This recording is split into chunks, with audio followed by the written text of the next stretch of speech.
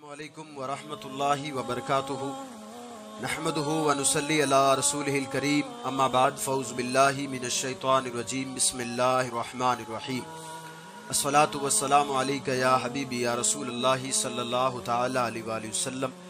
मुअज़्ज़ज़ सामिन किराम, आप सभी का खैर मकदम है हमारे यूट्यूब चैनल रज़वी वॉइस पर। आपकी बारगाह में हम आज हमारे सवाल और आपके जवाब लेकर हाजिर हैं और आज हमारे पास 5 सवाल आए हुए हैं। तो आइए हम शुरू करते हैं कि वो 5 सवाल कौन से हैं।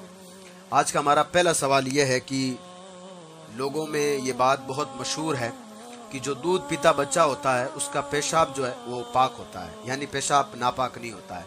अगर किसी के कपड़े पे लग भी जाए तो पाक करना ज़रूरी नहीं है। क्या ये सही है कि नहीं है? तो मैं आपको बता दूं कि ये जो लोगों में ये बात राइज है ये बिल्कुल गलत है। जो दूध पीता बच्चा जो होता है उसका पेशाब या जो अगर उसने कोई उल्टी की है दूध की और वो मुंह भर के है, यानी बहुत ज्यादा उल्टी है, तो वो निजासत गलीजा है। यानी जो बच्चे का जो पेशाब होता है वो निजासत गलीजा है। और अगर उसने उल्टी भी की, यानी अक्सर जो बच्चे दूध की उल्टी किया करते हैं दूध पीने के बाद, वो भी निजासत गलीजा है।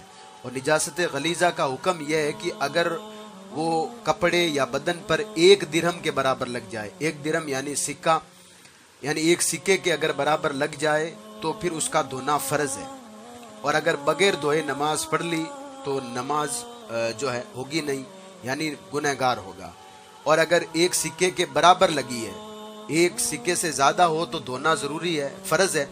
और अगर 1 सिक्के के बराबर अगर बच्चे ने पेशाब किया या उल्टी की है दूध पीते बच्चे ने, तो उसका धोना वाजिब है। और अगर बगैर धोए आपने नमाज पढ़ ली या उसकी माँ ने नमाज पढ़ ली तो नमाज मकरूह है, तहरीमी है, यानी नमाज दोबारा पढ़ना उस पर जरूरी है धो करके। और अगर 1 सिक्के से कम लगी है तो फिर उसका धोना सुन्नत है, यानी धोकर के नमाज, बहरहाल धोकर ही नमाज पढ़ सकता है। तो पहले सवाल का जवाब यह है कि जो लोगों में मशहूर है कि बच्चे का दूध पीते बच्चे का जो है पेशाब पाक होता है, ये बिल्कुल गलत है।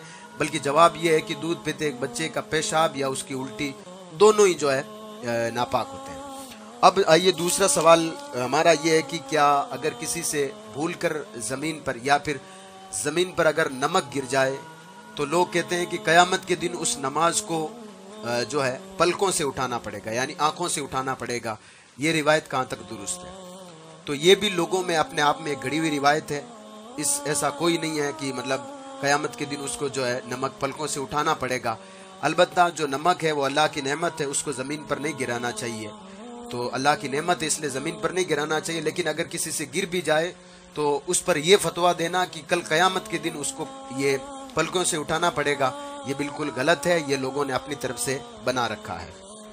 तीसरा सवाल यह है कि कई जगह लोग नाखून काट करके जो है फर्श पर डाल देते हैं या रास्ते पर डाल देते हैं। लोगों का मानना यह है कि उन कटे हुए नाखूनों पर अगर किसी शख्स का पैर पड़ जाए तो जिसके वो नाखून होते हैं वो उसका दुश्मन बन जाता है। क्या ऐसा जो है रिवायत में है या क्या ऐसा सोचना भी सही है कि नहीं है? तो मैं आपको बता दूं ये भी लोगों की तरफ से गढ़ी हुई बात है। बहरहाल यह है कि अगर आप नाखून काट रहे हैं तो फिर उन कटे हुए नाखूनों को जो है रास्ते पर ना फेंकें, बल्कि कोशिश ये करें कि उनको दफना दें। अगर किसी का पांव अगर नाखूनों पर पड़ भी जाए तो ना तो किसी का वो दुश्मन होता है, ना ही कोई अपशगुन होता है, ना ही कोई मुसीबत आने वाली है। ये सब जो है जाहिलों ने अपनी तरफ गाँव में रिवायतें घड़ रखी है।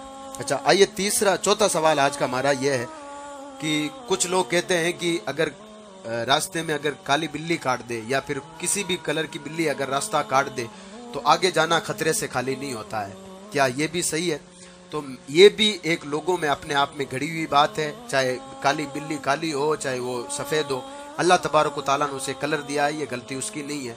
और रही बात जो रास्ता काटने की, तो वो कहीं जा रही होती है, रास्ता काटने का मतलब क्या है?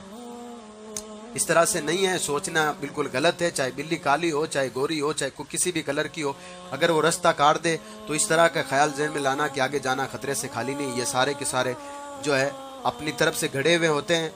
जहन में इस तरह की बातें लाना भी जो है जायज़ नहीं है, ना ही शरीयत ने इसका हुक्म दिया है।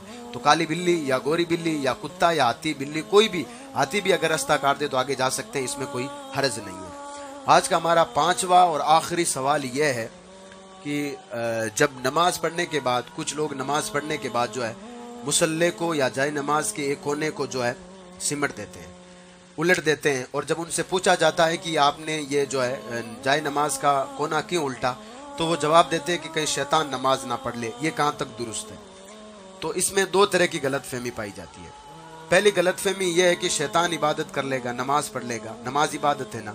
और शैतान तो, जबकि शैतान जो है वो इबादत करने वाला का दुश्मन है। शैतान खुद ये चाहता है कि इंसान नमाज ना पढ़े, शैतान ये खुद ये चाहता है कि इबादत ना करे, जबकि ये उलटने वाला कह रहा है कि शैतान नमाज ना पढ़ ले। और इबादत जो है अल्लाह तबारक व तआला के हुक्म को मानने का नाम इबादत है। और शैतान जो है सबसे बड़ा अल्लाह तबारक व तआला के हुक्म का नाफरमान अगर कोई है दुनिया में तो वो शैतान है। और दूसरी गलतफहमी यह है कि मुसल्ले को इसलिए नहीं समेटा जाता है कि शैतान नमाज पढ़ लेगा, बस बल्कि जिन्होंने रिवाज बनाया वो रिवाज इसलिए था कि अगर कोई जमात होने के बाद अगर कोई आए तो उसको पता चल जाए कि जमात हो चुकी है। अगर मुसल्ले को अगर आप अगर उल्टे तो कोई हरज की बात नहीं है, अजाब नहीं होगा, लेकिन इसलिए जो है मुसल्ला उल्टा जाता है। जबकि ये ख्याल करना कि मुसल्ला नहीं उल्टेंगे तो नमाज शैतान जो है नमाज पढ़ लेगा, ये महज गलत बात है। ये सिर्फ और सिर्फ लोगों में घड़ी हुई बातें हैं। ऐसी बातों पर आप जो है कभी भी अमल ना करें। ये थे आज के हमारे 5 सवाल। अगर आपके आसपास भी इस तरह की अगर कोई अंधविश्वास वाली बातें पाई जाती है तो आप बेधड़क हमारे जो है कमेंट में हमारे इस वीडियो के नीचे लिख सकते हैं। इंशाअल्लाह तबारक व तआला उलमाए किराम से राब्ता करके आपके सवाल का जवाब दिया जाएगा। या फिर आप अपने मस्जिद के इमाम साहब से भी ऐसे सवालों के लिए राब्ता कर सकते हैं।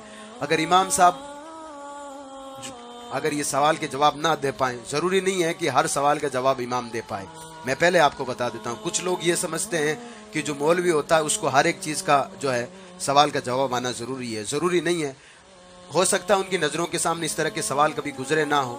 तो अगर इमाम साहब को नहीं आते हो तो आप जो है बेधड़क जो है हमारे कमेंट में इस तरह के सवाल आप कर सकते हैं। इंशाअल्लाह तबारक तआला उलमाए दीन से राब्ता करके आपके सवाल का जवाब दिया जाएगा। अल्लाह हम सबको एक और नेक होने की तौफीक और रफीक अता फरमाए। कल इंशाअल्लाह तबारक तआला एक नई महफिल के साथ, नए सवालों के साथ, 5 या 3 सवालों के साथ हम हाजिर होंगे। अल्लाह आप सबको सलामत रखे और आप सबको और हम सबको नमाज बंदगाना अदा करने की तौफीक और रफीक अता फरमाए। अस्सलामु अलैकुम व रहमतुल्लाहि व बरकातहू।